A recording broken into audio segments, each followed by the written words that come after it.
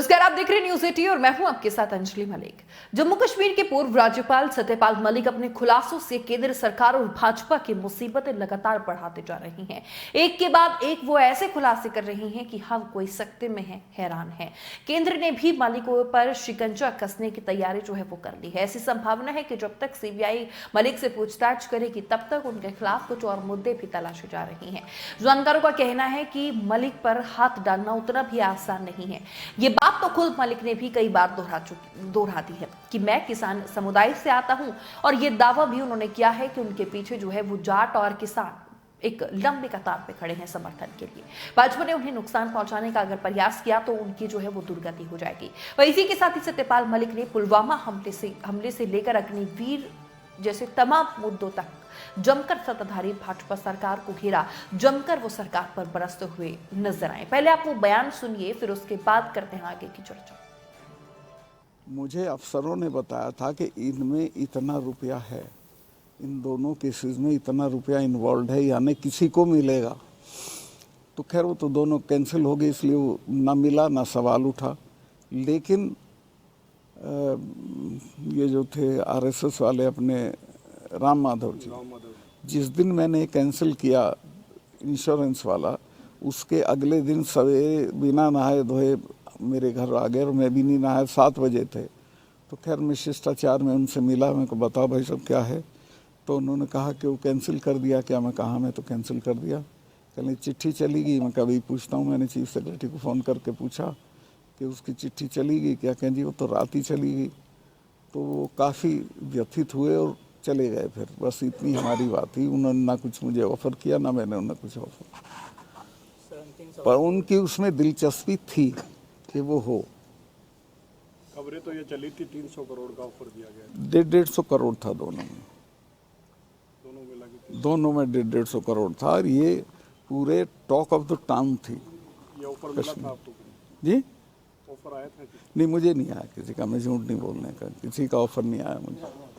जैसे किसान आंदोलन में राकेश टिकैत की संपत्ति को लेकर मीडिया में कई बार डिबेट चली थी, उनके परिवार की संपत्ति को लेकर। ऐसे ही ये बयान देते ही आपके बेटे को लेकर ऐसे कई घूम रहे हैं। अब चुनाव भी है, आपको क्या लग रहा है इस बार किसका पलड़ा भारी हो सकता है? कुछ चुनाव में कोई भविष्यवाणी नहीं की जा सकती। जनता जनार्दन है, पता नहीं किसका पलड़ा भारी कर दे, किसका नीचे। तो आपसे जानना चाहता हूँ मैं क्या हाल है। आपने भी तो फीडबैक लिया होगा ना? मेरा फीडबैक मेरे साथ है, उसको मैं अभी आपसे शेयर नहीं करूँगा।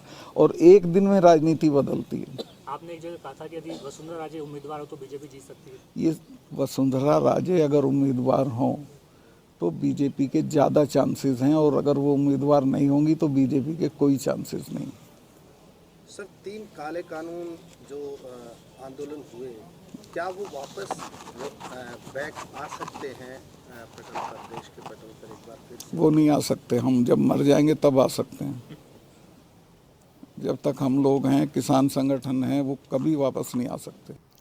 तो सत्यपाल मलिक को आप सुन रहे थे, जिस तरीके से भाजपा पर वो बरसते हुए नजर आए हैं। वहीं पश्चिम यूपी से आने वाले सत्यपाल मलिक जो है पहले भी कई पार्टियों में रही हैं। 70 के दशक में चौधरी चरण सिंह की भारतीय क्रांति दल में शामिल होकर उन्होंने पहली बार जो है वो विधायक बनने का मौका मिला था। इसके बाद जो है उन्होंने कई दलों के साथ अपनी राजनीतिक पारी भी खेली।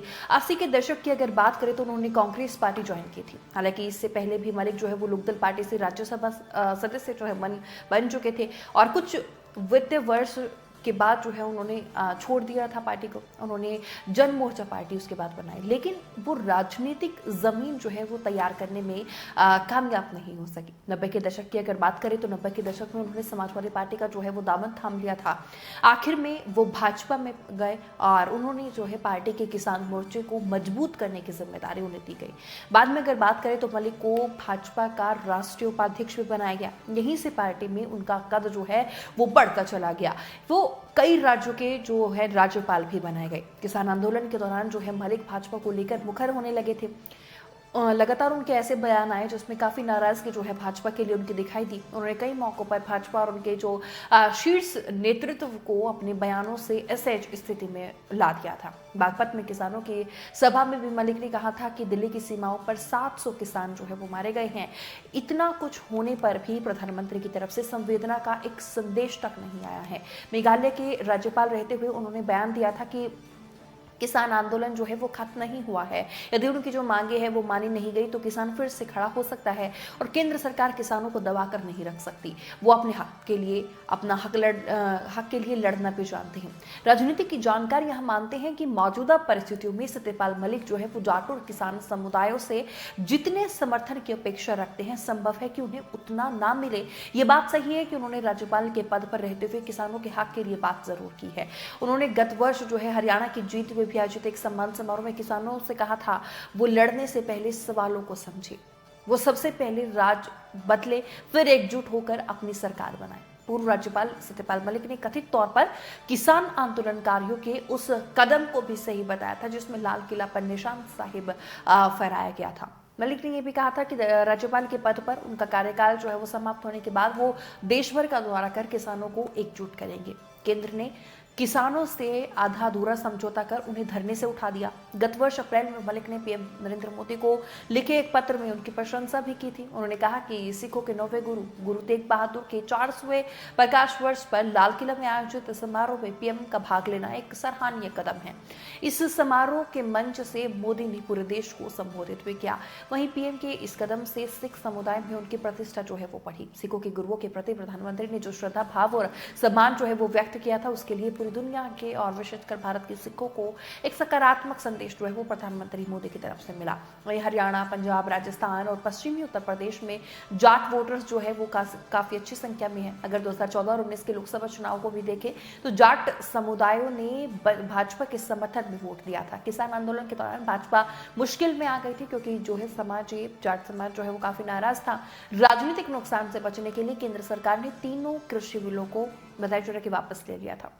अब सभी राजनीतिक दल 2024 के लोकसभा चुनाव की जो है वो रणनीति बना रहे हैं। ऐसे में भाजपा मलिक के खिलाफ कोई भी बड़ी कार्रवाई करे, राजनीतिक नुकसान उठाना वो नहीं चाहेगी। भले ही मलिक ने पुलवामा हमले को लेकर जो खुलासा किया है उससे भाजपा के शीर्ष नेतृत्व की छवि को नुकसान पहुंचा हो, क्योंकि लगातार ये खबरें जो हैं वो सुर्खियां बटोर रही हैं।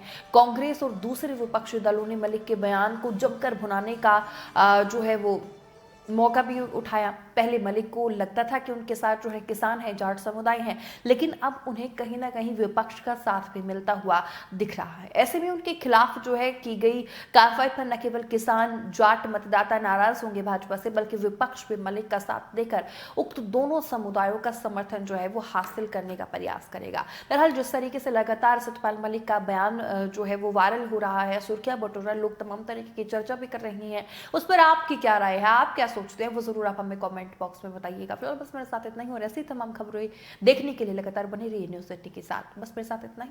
नमस्कार।